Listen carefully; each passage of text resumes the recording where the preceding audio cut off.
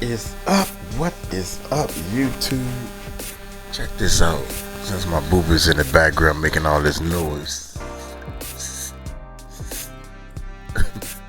What's up? Hey, I'm gonna play this right here real quick, man. Y'all hit that subscribe button, hit that bell. Tisha Tells is interviewing Gene Deal, honey. Jesus.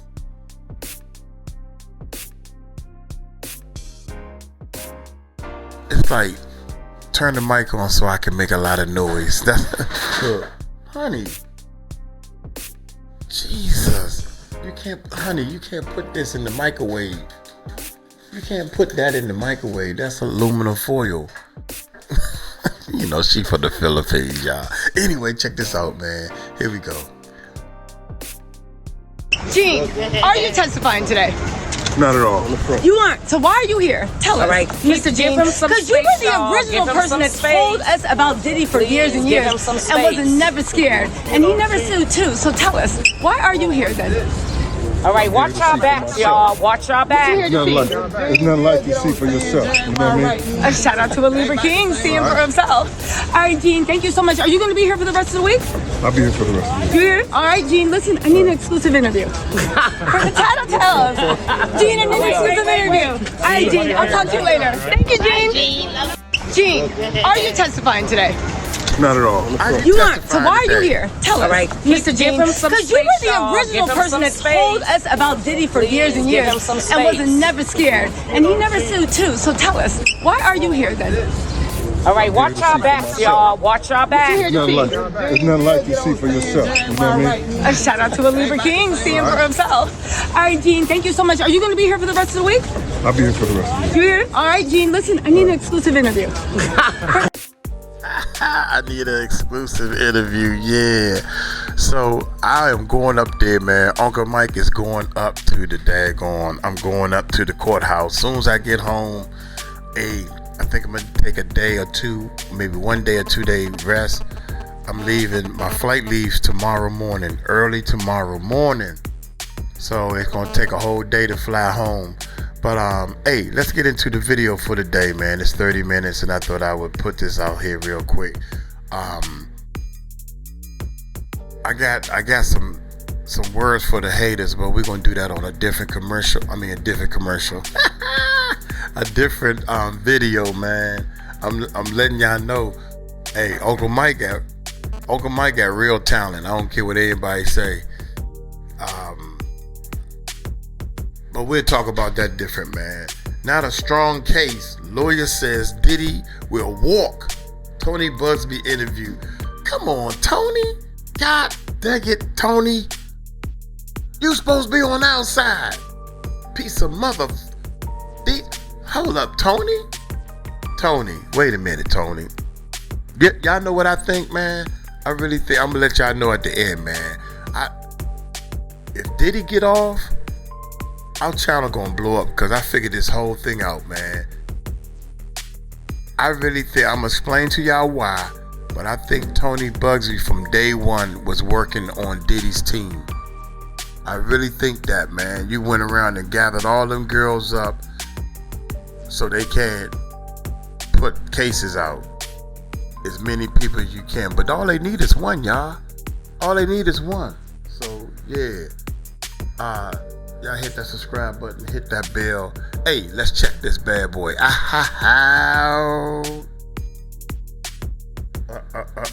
a minute. Honey, we need all the lights we can get, dear. I can tell you why it's farcical to me is this idea of this mythical creature that can take ketamine and MDA and booze and then have sex for dozens of days on end. Because what you're talking about now is an allegation that this, and I'm going to use its Mandingo stereotype of this crazed black man who's being prosecuted by 5 white women who are saying this man's sexual needs are insatiable. The sex trafficking trial of Sean Diddy Combs is back underway in Manhattan today, with pop star Dawn Richard returning to the stand. The Danity Kane singer testified that when Diddy did not get his way, quotes, people could go missing, close quotes. She also told the court that she personally saw Diddy drag, kick and punch his ex-girlfriend Cassie Ventura. Well, much of the evidence so far has been damning, as prosecutors build their case that he was the kingpin in a criminal enterprise responsible for sex trafficking and racketeering. But despite that, some people believe the drastic nature of the charges could mean that Diddy will sensationally walk free. In a moment, I'll talk to Matthew Fletcher, the former lawyer of 𝗗𝗢𝗡𝗞𝗦, and Ben Chew, who successfully represented Johnny Depp. But we begin with a man who finds himself at the centre of the Diddy scandal. Lawyer Tony Busby filed multiple lawsuits on behalf of alleged Diddy victims, but has recently been hit with an extortion suit by Jay-Z and accused of, quotes, targeting black men, close quotes. Well, he joins me now. Tony Busby, thank you very much for coming back to Uncensored. A lot has happened since you last appeared on this show. Let's start, first of all, with the fact that when we last spoke, you said you were representing 120 further alleged victims of Sean Diddy Combs in civil suits spanning 20 years, with victims as young as 9, 14 and 15. Now, in March, you announced you were dropping 15 of these cases after Diddy's attorneys argued you weren't authorized to practice in the Southern District of New York. So just explain, before we go any further, explain what's happened there. Yeah, the typically when you're a licensed lawyer in New York and you're accepted in one of the federal districts, it's by reciprocity, you're accepted in the others. Well, they challenged that. And so they filed grievances against me and basically attacking my ability to practice in the Southern District of New York. And that is being sorted out. And while it's being sorted out, I withdrew from about 12 to 15 cases, but still represent those people. Those cases are still ongoing, still being represented by my firm and our local New York counsel. So I would call that a sideshow. Much ado about nothing, and we're working through it. You've had a lot of time, obviously, since we last spoke to really, I guess, go over all the individual stories of the 120, as it was then, alleged victims. Have you now narrowed down that number to cases that you believe are incontrovertible? Are they all, in your estimation, incontrovertible? What's the sort of credibility looking like with each of these cases now? I'll tell you where we are now. We have 40 cases that are filed. We have 60 to 70 that will be filed in other jurisdictions. Remember, we were trying to make the limitations period that existed in the state of New York. So the rest of the cases that will be filed in other states, primarily in California. But the number's about still the same. Some people, because of these various sideshows and controversy, have dropped out, but still around 100 people who allege that Diddy assaulted them in some way. And you know, as I've been reported, receiving reports on this trial as it goes forward, one thing that has struck me is that the evidence and the factual circumstances are very consistent with what these plaintiffs have alleged. So we've been watching this criminal trial very closely, as you might imagine, and have watched this go forward, and it's striking to me, the allegations that are being made and some of the testimony that came out with Cassie and some of the testimony coming out today, very consistent with what these plaintiffs in the civil cases have been alleging. And what is the sort of modus operandi consistent pattern that you're seeing? What I'm seeing is there's obviously a lot of violence involved, a lot of threats involved. Some of these counts, specifically transportation to engage in prostitution, that keeps coming out over and over.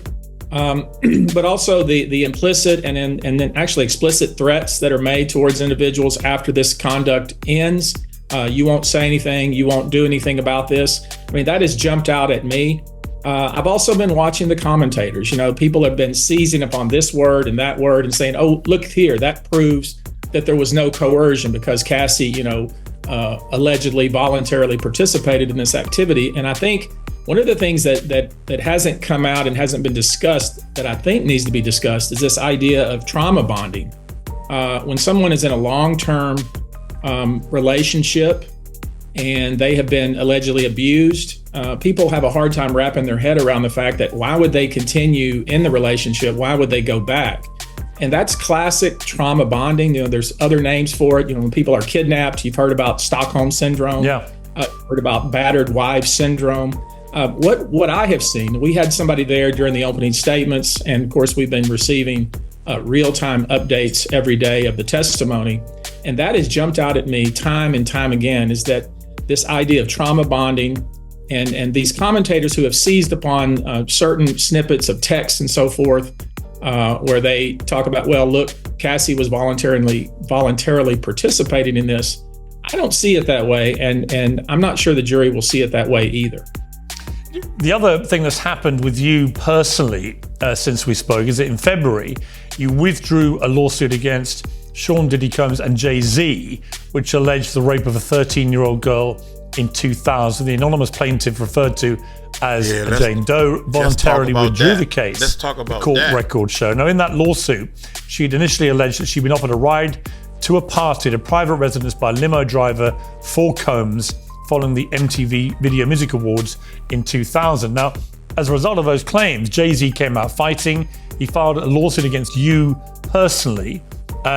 He said that you and the Jane Doe, the accuser, were soullessly motivated by greed in abject disregard of the truth and the most fundamental precepts of human decency.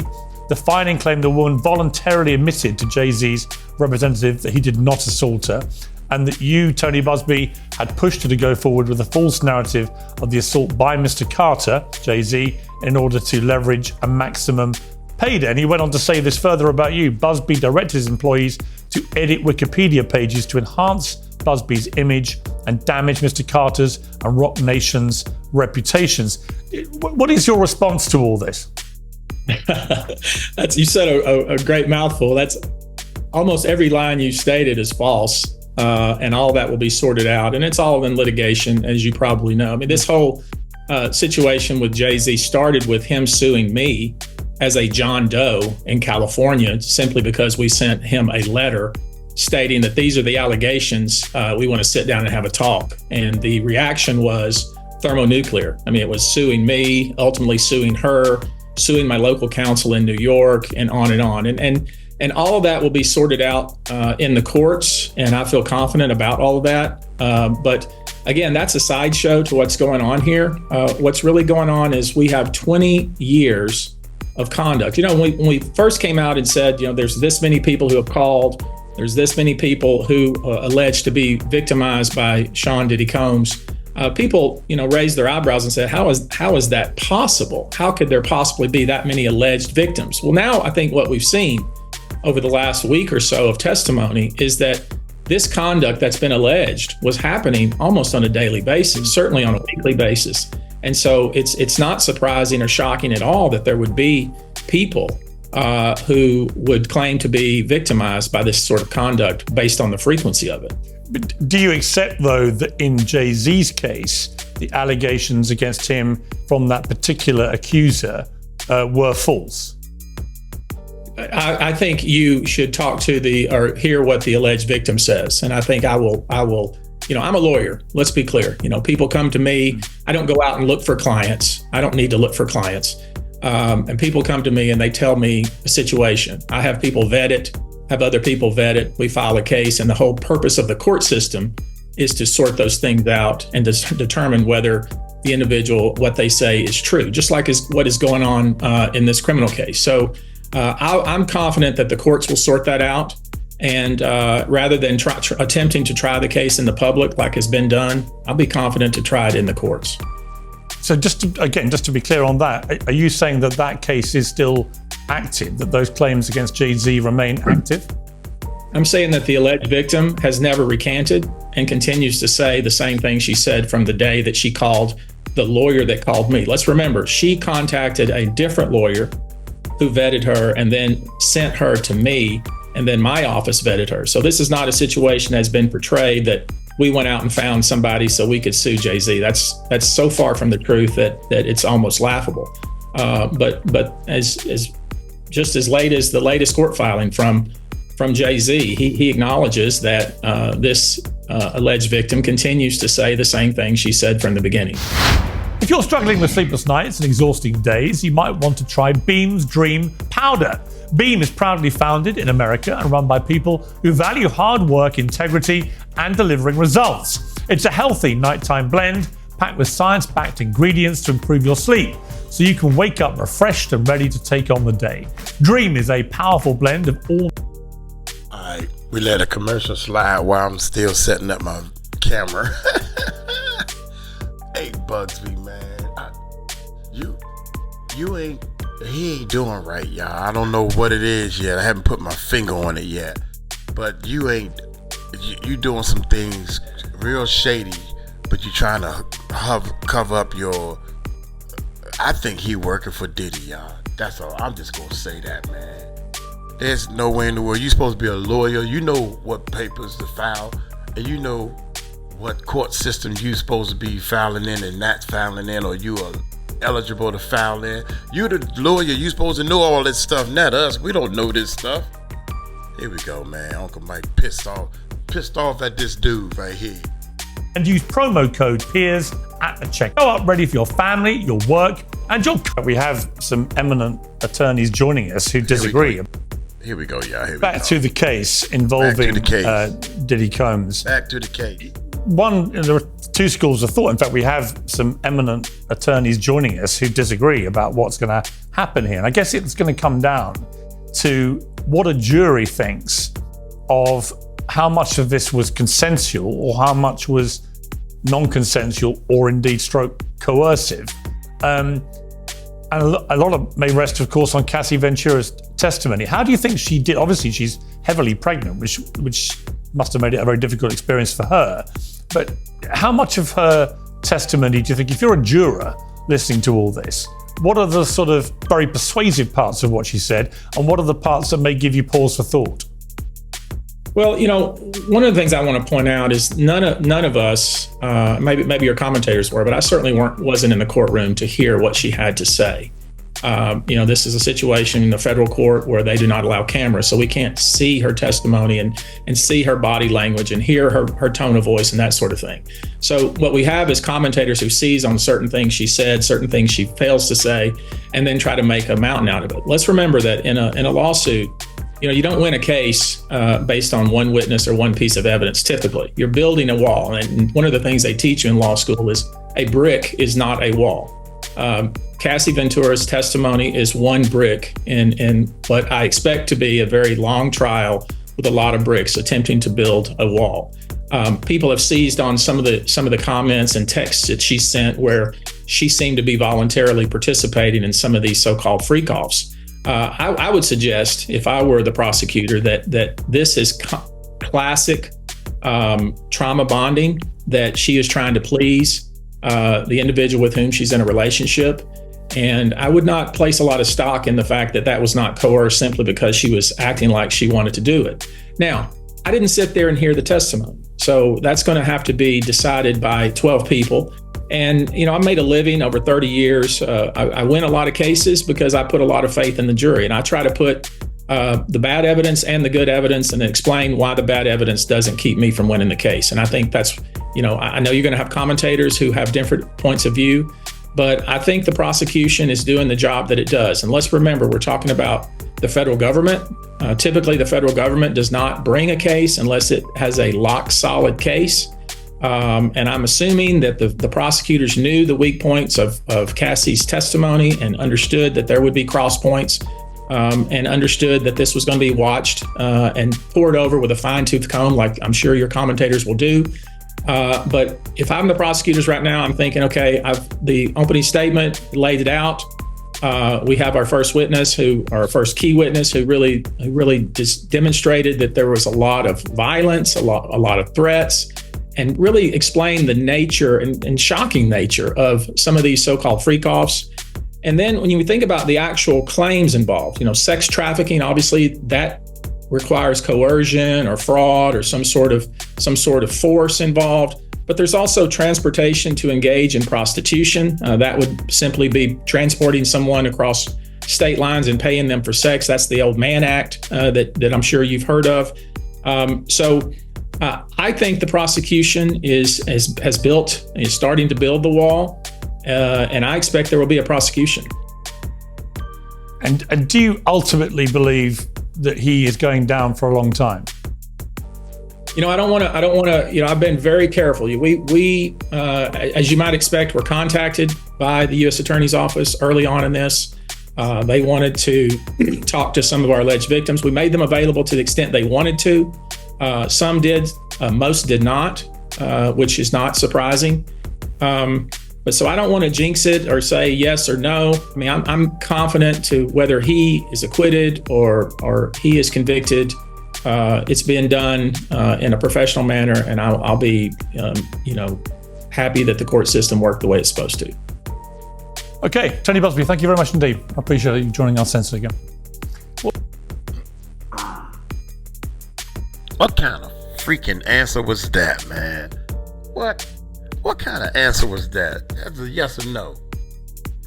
He ain't even answer the question, man. You dance. Boy, you's a great dancer. And I don't like that. Uncle Mike don't like that, y'all. Jinx it or say yes or no. I mean, I'm confident to whether he is acquitted or he is convicted.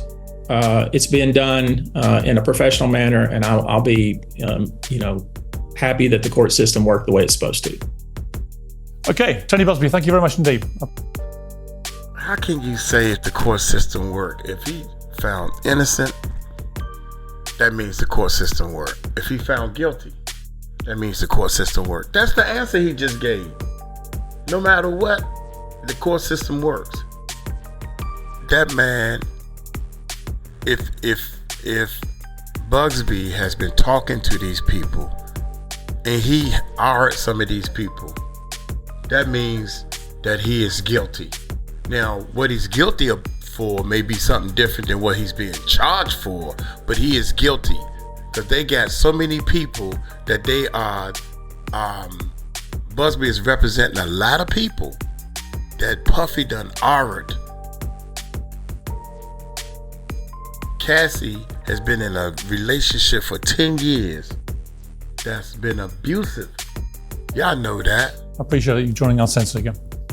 Well, I'm now joined by Ben 𝗟𝗢𝗡𝗞𝗦, a lawyer who served as a co-lead counsel for Johnny Depp in the Amber Heard case. And how can he be guilty, man, when y'all seen the video? Y'all seen the video. When they talk about Cassie being abused or beat up, they not in that video. Hello, so that's a different time they talking about. Oh my God, y'all. I can't see how people can say that she wanted this. Who wants to get beat up? Who wants stuff like that? Who wants to be used the bathroom on? Who wants that? And the former defense attorney who represented Suge Knight, Matthew Fletcher. And interestingly, gentlemen, I think you both completely disagree here. Matthew, let me start with you. You think this is a case of Diddy being railroaded and that the case is almost borderline farcical. Why do you say that? Well, good morning. I can tell you why it's farcical to me is this idea of this mythical creature that can take ketamine and MDA and booze and then have sex for dozens of days on end and hours. That from a pharmacological standpoint, that's not possible. This idea that Cassie waits 10, 12 years to file a lawsuit and writes a book and then doesn't turn it over to a general publishing group, but sends it to Jay-Z's lawyer and says, by the way, we're going to put this out unless you pay us millions of dollars, bespeaks the real motives behind this. And let me just say this. Puff is not a good person. He's a bad woman beater and he's a coward. I know the guy. Everybody I know agrees with that. But this is not a case about domestic violence. And you can talk about trauma bonding and any other psychological terms you want to lay on there. But the idea that Cassie had her own apartment, had her own money, had her own extra boyfriends or anything else does not speak to me as a traditional victim that we would see in a case of a spousal abuse where this is ongoing. And I'll tell you this, when the prosecution told everyone that P. Diddy urinated in her mouth, that was shocking. When Daniel Phillip comes on and says, no, actually the person who told me to urinate in her mouth was Cassie. And not only did she tell me that, she gave a tutorial and said, you want to do it slowly to make it last longer. At that point in time, the old adage is you can't win a trial with the first witness, but you can sure lose a trial. That lost me. Because what you're talking about now is an allegation that this, and I'm going to use its Mandingo stereotype of this crazed black man who's being prosecuted by 5 white women who are saying this man's sexual needs are insatiable and they can have sex for hours and hours and never rest and always ejaculate. That's not true from a pharmacological standpoint. That is absurd. If this was in the 60s or 70s in Mississippi, I think people would be irate. I don't like Sean Combs. That video speaks for itself. The question is, why wasn't he prosecuted for that? The question is, why wasn't he prosecuted for all of these crimes that have allegedly occurred, but we save it all up and we bring it in this case? And to Mr. Busby's point, this idea that the federal government does no wrong in prosecuting people, you know, it's kind of ironic that a Comey is on this case and a Comey also, you know, and he doesn't need my advice, but they told us that President Trump was a spy for Russia too. And that was complete BS, and we know that it was. And so this idea and concept that the government does no wrong, federal government does no wrong in bringing cases, I don't think it's true. This is not a strong case. This is a case that if they prosecute it or defend it correctly, and you point out that the idea that Cassie says Combs raped her and then she went back to his house sometime later and were having sex, and then her husband FaceTimed her, and she can't remember if she was actually had that man's genitals in her while she was FaceTiming her husband. That's not believable. It's not believable to me. No one would believe that. And it's just part of a long line of, as Busby says, these are bricks. A brick is not a wall, but a brick hits you in the head. A brick still hits you in the head. And like when Cassie says, Combs and his bodyguard went to shoot and kill Suge Knight. That's absurd. Combs is terrified of Suge Knight. Terrified. Has been terrified of him for decades, going back to a shooting that happened in Atlanta. Combs is not a tough guy. He's not going to jump in. That's why he was going to shoot him. We're going to sneak up on him and shoot him because I'm scared of him. That's why people shoot people, fool. What is you saying? That's why people shoot people, because they scared of them. They got to sneak up and catch them off guard and shoot them. Gotcha. Yeah, that's crazy. Terrified. Has been terrified of him for decades, going back to a shooting that happened in Atlanta. Combs is not a tough guy. He's not going to jump in a car and go kill Suge Knight in Los Angeles. That's almost laughable. But there's multiple aspects of this case that when you look at factually and practically, it really brings to question, why are we here prosecuting, what was the old adage, sex, drugs, and rock and roll? I'm not saying it's right, but I'm not silly enough to think that there aren't many people who've engaged in sex with rock and roll stars or movie stars, and use sex and use drugs. Those are never prosecuted. Okay. And Cassie says, I paid. Yeah, no, listen, I just wanted to bring in, Ben's been listening to all that because it was fascinating. I've got to say, the way you talked through all that. Ben, you don't agree. You think Diddy's going down. Why are you certain of that? Well, I think my colleague makes some excellent points, and obviously this is going to be a very long trial, so there's much to still unfold. I think the purpose of opening with Cassie, of course, is the video, and the video certainly prepares the jury to conclude that he is capable of committing the crimes for which he's ultimately charged. The problem I had with the cross-examination of Cassie Ventura is this isn't a he said, she said case. There are going to be 3 other women and maybe even another male alleged victim who are going to tell a similar story. One of the second witness has already corroborated another alleged beating of Cassie Ventura. So that's the problem. And I think the government will have, it's not that the government can do no wrong. Obviously, we have seen it do wrong in some cases. But I think the point is that the government would not have brought this indictment if it did not have evidence. Right. I mean, the track record of the federal government in a case like this is it's inevitable that he goes down. It's like 99% hit rate, right? But they do occasionally get it wrong. But most of the time, if the feds bring a case like this, they win.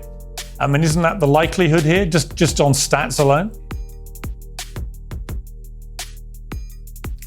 100%. I mean, their prosecution conviction rate of the federal government is in 99 percentiles, greater than the odds of being convicted if you're in Russia.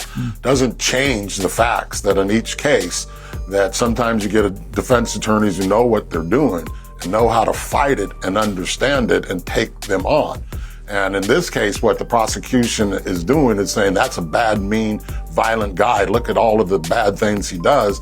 And they're playing to the stereotype, and they're doing it covertly, but it's fairly obvious to those of us of a certain persuasion that you're arguing that this is a sex-crazed black man who has to get his craven desires administered to on a daily basis. So they set up an entire record company for the purposes of being able to entice 𝗗𝗢𝗡𝗞𝗦 Ventura into having sex.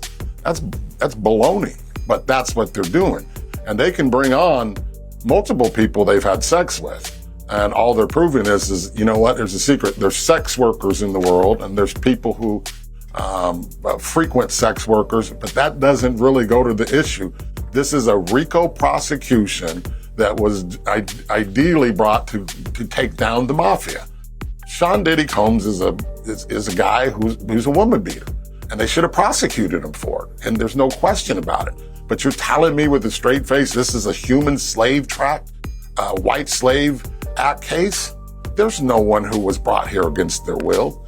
Cassie had every choice she wanted to make. They talk about Kid Cudi. Go be with him. Talk about Michael B. Jordan. You know, the reality is this was an incredibly attractive woman, and she was in great demand and had many opportunities to have people. She chose that lifestyle, and I'm not in any way. Well, as we're talking, actually, Matthew, I want to bring Ben back here because Dawn Richard, the Danity Kane singer, has been on the stand today and recalled an incident in 2009 where she witnessed Diddy hit Ventura with a skillet and then allegedly threatened both Richard and Ventura.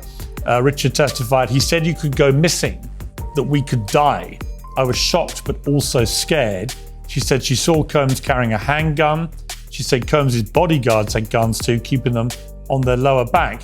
I mean, to Matthew's point, Ben, I mean, he's obviously a very bad guy. He's obviously a woman beater. We've seen that with the video. He likes guns. He likes to threaten people, all of these things. But in terms of what the feds have actually gone after him for, racketeering, sex trafficking, and so on, Matthew makes a good point. This was set up for the mafia. This was the kind of stuff that when Rudy Giuliani tried to go after the mob, this is how they did it. And some people do think that they've just overreached in what they're going for him for on this. And for that reason alone, a jury might be persuaded to acquit. Yeah, I agree with that. I think Matthew and you both make excellent points, and that may be what ultimately happens. But we're at the beginning of a very long trial. And one of the things, as Matthew knows, is if you're a prosecution or if you're just putting on any kind of case, you want to keep the jury interested. So there'll be sensational testimony, as we've begun with sensational testimony that prepares the jury for the idea that maybe this isn't a good guy. And there's going to be some technical testimony going through the elements of the crimes for which he is charged. Now, if that's not there, if they don't have the receipts, there could be an acquittal and there could be an overreaching. But I think the prosecution is still very early on in its case. So I think we have to wait and see. And Ben, do you see There's any something very interesting. Sorry, just one sec, Matthew. I'll go back to you. But Ben, just to bring in, when you were on the Johnny Depp v. Amber Heard case, do you see any parallels here? In particular, perhaps how a jury might be moved by what they hear? Well, I think these are very different cases. That was Mr. Depp's case, civil case for defamation. So I don't see the parallel so much here. But in terms of how a jury can be not manipulated, but perhaps led down certain thought processes, do you I mean, star power cannot be ignored, I think, in these cases. No, I think that's right. And that's why I think you have to, if in other words, if you're representing Diddy, you're going to have to counter that. And you're going to have to, I think he's going to have to testify as a practical matter. criminal defendants usually don't. But I think with the video and the other testimony, I think he's going to have to come out and counter the narrative and be penitent for that, even if that's not what he's being tried for. I think he needs to put that before the jury.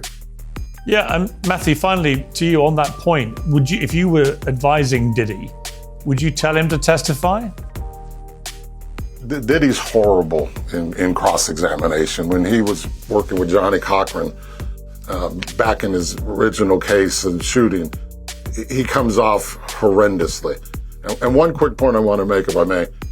This issue of consent and coercion, and the judge made a very big ruling last week when he agreed that they are going to show the videos, or some of the videos. And I've been told that Cassie is either a tremendous actress or she's actually having climaxes or orgasms.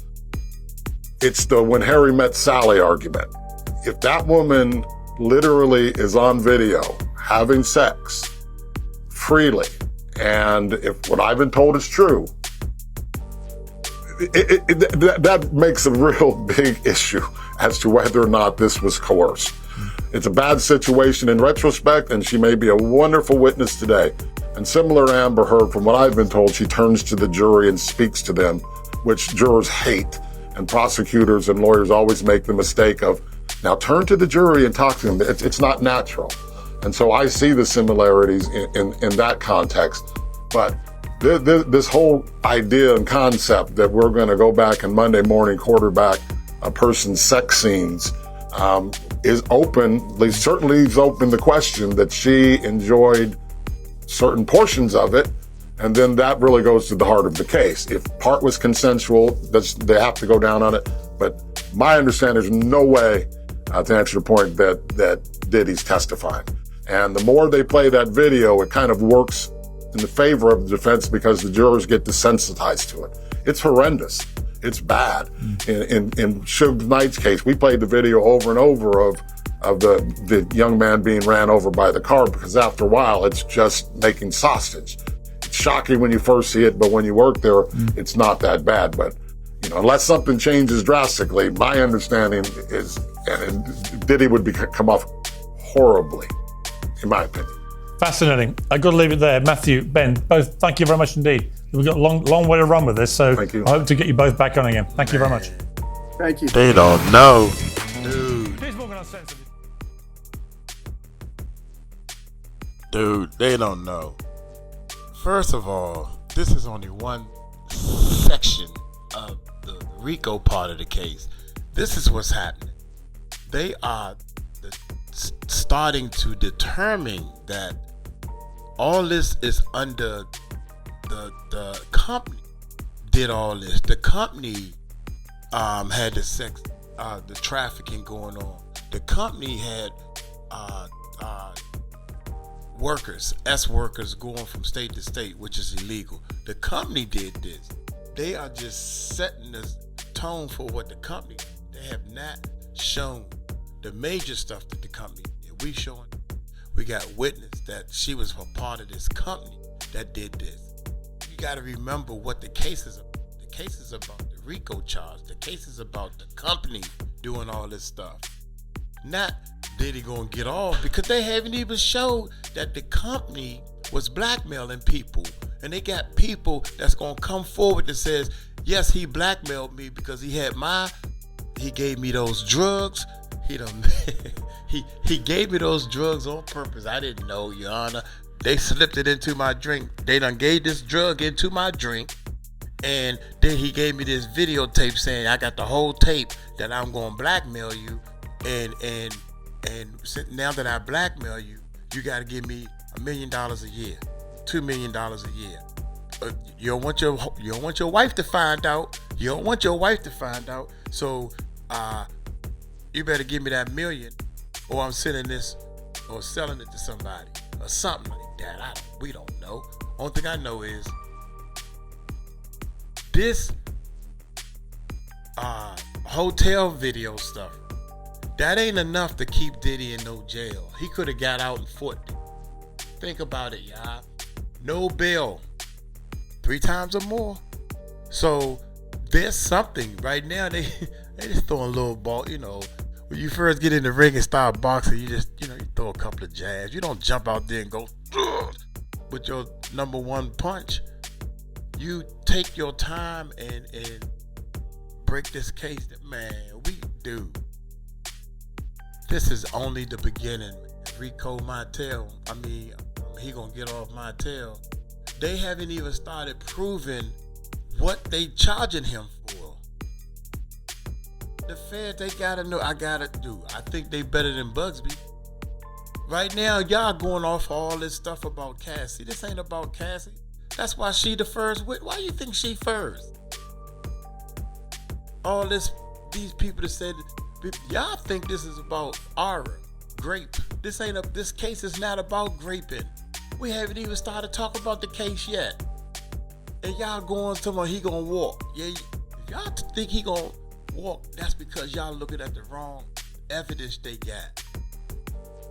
Everybody, we talking about the evidence everybody knows about already. Out here, man. Everybody knows this case. Who haven't seen that daggone tape? Let's go ahead and get this out the way. We're gonna play this ball first. Oh my God, that's why I'm in the Philippines, man. That's exactly why I'm in the Philippines. Because in the beginning, let's hear him get Cassie out of the way so she can go ahead and have this baby. Because her little part ain't the part of she was part of, they proved what they wanted to prove. She was part of Bad Boy Records. And it was her job to call up and get the daggone workers, the R workers, the S workers or whatever. It was her job. They proved that in court. And they agreed. But Diddy didn't call them up. Cassie did. Thank you very much. Yeah, Cassie. Because she was part of Bad Boy. She's part of the RICO. So that means she worked for Bad Boy. She worked for the company that did illegal things. Thank you. Case closed. We're going to the next part.